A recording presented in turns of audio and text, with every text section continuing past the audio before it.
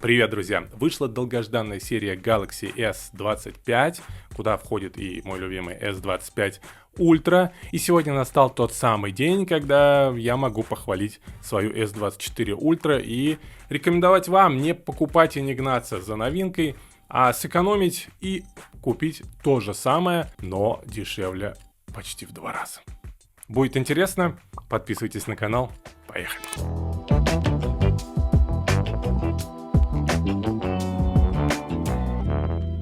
Итак, я уже почти год использую этот смартфон, и меня он полностью радует. Ну как использую? Я сейчас перешел на iPhone, но этот смартфон все еще у меня в руках, все еще его тестирую, его даже сравниваю с iPhone, и он показывает себя во многих вещах довольно-таки молодцом, что радует. Но сегодня сравнение у нас немножко другое, не с iPhone, поэтому давайте я расскажу, чем отличается новинка S25 Ultra от S24 Ultra. Если кратко, ничем. Такой вот спойлер.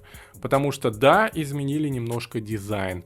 Но и в 24 Ultra он довольно-таки неплохой. И мне, например, такой дизайн, как мужчине с большой рукой, нравится больше. Он отличается от многих других смартфонов, вот этих с покатыми краями, зализанными. Нет, он такой настоящий брутальный мужик в руках. Но в то же время он довольно-таки тонкий, особенно без чехла или используя карбоновый чехол, что тоже радует. И если его сравнить с новинкой, которая стоит в 2 раза дороже, по крайней мере пока цены, как всегда, через месяц, через 2 упадут, но тоже будут на уровне прошлогодних цен. А этот можно купить в районе 100 тысяч рублей новым на 512 гигабайт, что вполне хватает. И если уж брать прям сравнение лоб в лоб, то в новинке такой же экран, такие же камеры, такое же расположение камер. В чехле эти два смартфона вы вообще не отличите. Размер экрана остался прежним, 6,9.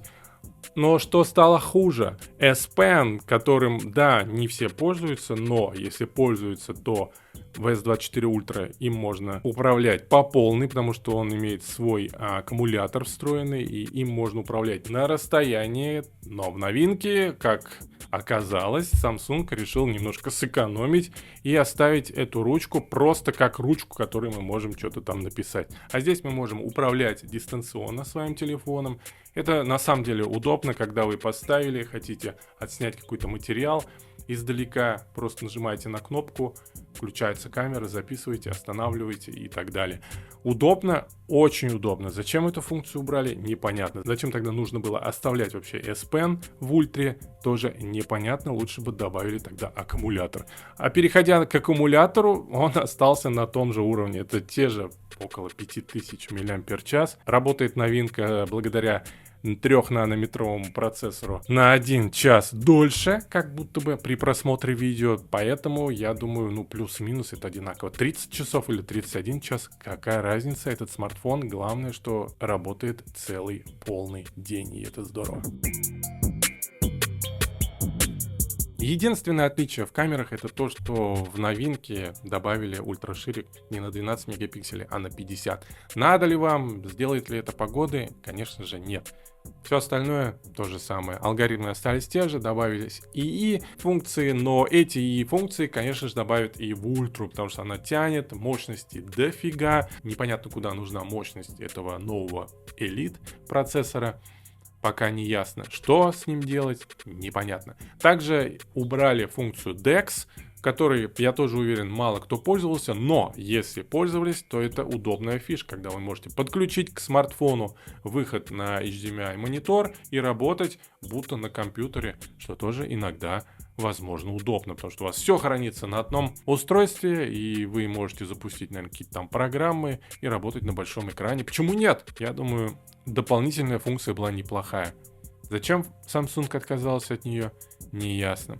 И вот этим и раздражает компания Samsung, что она вводит очень дозированно какие-то инновации, а потом эти инновации раз и перечеркивает, убирает. Bixby улетела, DeX улетела, все улетело. Pencil, который был главной фишкой, в принципе, ультры, улетел по функциональности. Так себе подход, потому что в сравнении, например, с iPhone, кем себя Samsung и позиционирует, это таким же флагманом, только на андроиде. У них все это происходит планомерно, все изменения планомерные, не отказываются они, редко отказываются от каких-то фишек, таких как 3D Touch. У них это происходит очень редко, и этим они, конечно, подкупают. То есть компания, которая плавно развивается, да, планомерно, да, медленно, да, какие-то инновации, фишки вводит очень медленно, но она не отказывается от них, она их дорабатывает.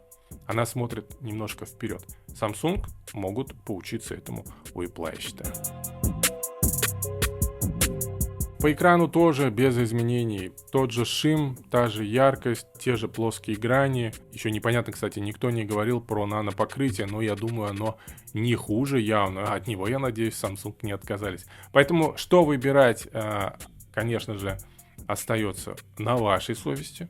Напишите в комментариях, что вы думаете, гнаться за новинкой или остаться на S24 Ultra. Если у вас уже есть S24 Ultra, однозначно, даже не 99, а 100% вы оставитесь на нем, потому что изменений 0. Даже по сравнению с 23 Ultra, в 24 были изменения. Экран, покрытие экрана, шим. У этой модели шим уже идеальный, он никак на глаза не влияет.